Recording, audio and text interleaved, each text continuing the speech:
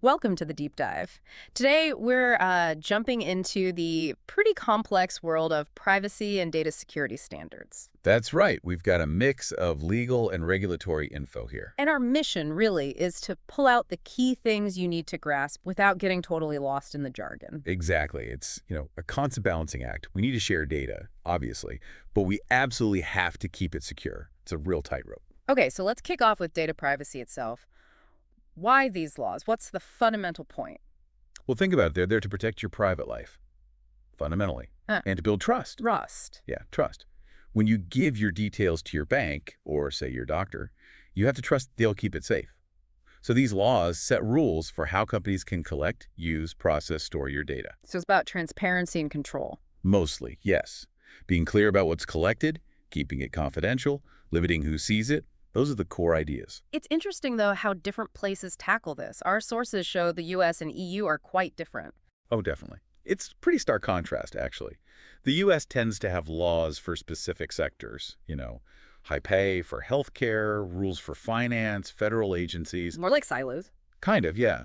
Whereas the EU went broad with GDPR, one big law covering almost all personal data. Although we are seeing some states in the US, like California, moving towards more general rules now. We are, slowly.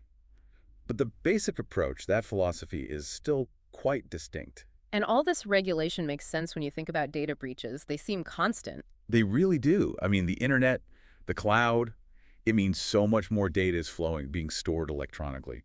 That just creates more chances for things to go wrong. And these breaches aren't always hackers and hoods, right? Not at all. They fall into two main camps, really. Oh. Unintentional, like someone makes a mistake, negligence, maybe clicks the wrong link. Uh, And then, yes, the intentional ones, malicious actors trying to steal data. the consequences sounds significant for everyone involved.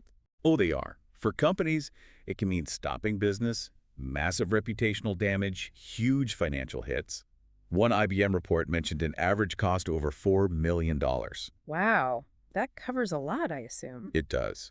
Finding the breach, notifying people, the response afterwards, lost business, revenue, Right. not to mention potential legal trouble. And for us, the consumers. It's exposure. Your name, address, maybe social security number, bank details. It puts you at serious risk of identity theft, financial fraud.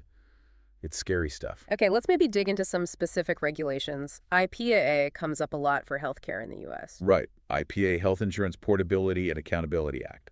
Its main goal was setting national standards for healthcare privacy and security. This gave us the privacy rule and the security rule. So the privacy rule is about the information itself. Exactly. It governs what's called PHI, Protected Health Information. It applies to covered entities.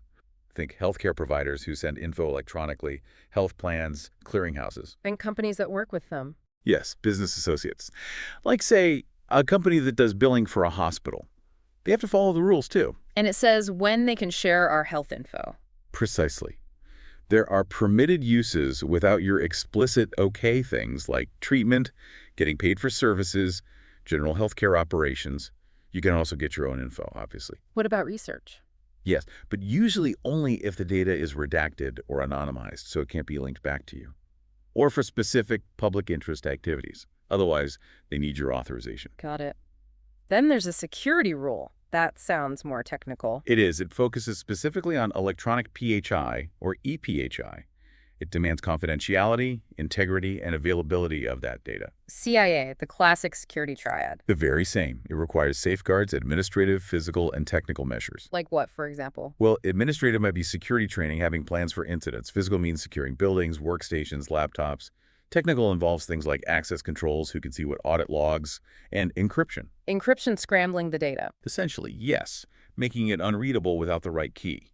Crucial for protecting data both when stored and when it's sent somewhere. Then ATEC came along later. Right, 2009, the HITECH Act. It was really meant to push the adoption of health IT electronic records. And it changed IPAA how? It definitely strengthened it. Penalties for violations went up. Patients got the right to get electronic copies of their records, and it made those business associates directly liable. And didn't add something about breaches. Ah, yes, a really big one. The breach notification rule. It mandates notifying affected individuals within 60 days if their unsecured PHI is breached. That was significant. Okay, shifting continents, GDPR in Europe. Sounds like a game changer. It really was, and its impact is global. It's Yeah. the EU's main data privacy law, effective May 2018. It sets very strict conditions for processing personal data. You need a lawful basis, like consent or a legal need. And the penalties are serious. Extremely serious. We're talking potentially millions of euros in fines. It's got teeth. And crucially, its scope is extraterritorial. Meaning it applies outside the EU too. In many cases, yes. If a company anywhere processes data for its EU operations, or if a non-EU company offers goods or services to people in the EU, or even just monitors their online behavior, GDPR likely applies. Wow. And it has core principles. 6 key ones. Data processing must be lawful, fair, and transparent. Purpose limitation, collect only for specific reasons. Data minimization, only collect what's needed. Accuracy, keep data correct. Storage limitation, don't keep it forever. And integrity, confidentiality, keep it secure. We also saw Privacy Shield mentioned. What was that?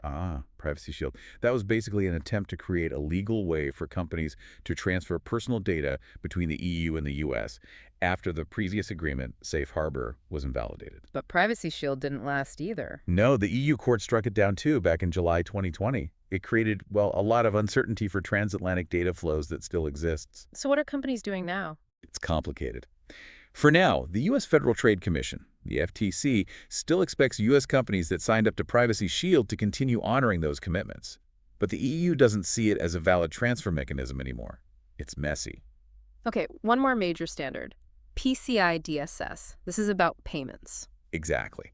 Payment Card Industry Data Security Standard. This wasn't created by governments, but by the major payment card brands themselves, Visa, MasterCard, Amex, etc. To protect cardholder data. Precisely. With cashless payments booming, they needed a common set of rules. PCI DSS provides a framework, 12 main requirements grouped under 6 goals for any entity that stores, processes, or transmits cardholder data. So retailers? Thanks. Yep.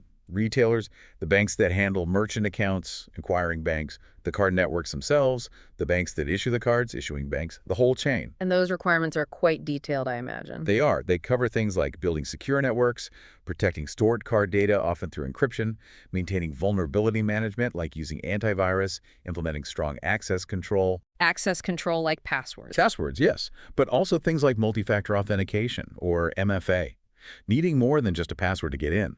Also restricting physical access, monitoring network traffic, regular testing, and having a formal security policy. It's comprehensive. So it touches every point from when I tap my card to when the payment settles. Pretty much. Encryption in transit, encryption at rest, secure systems, monitored access it aims to lock down the data throughout the process.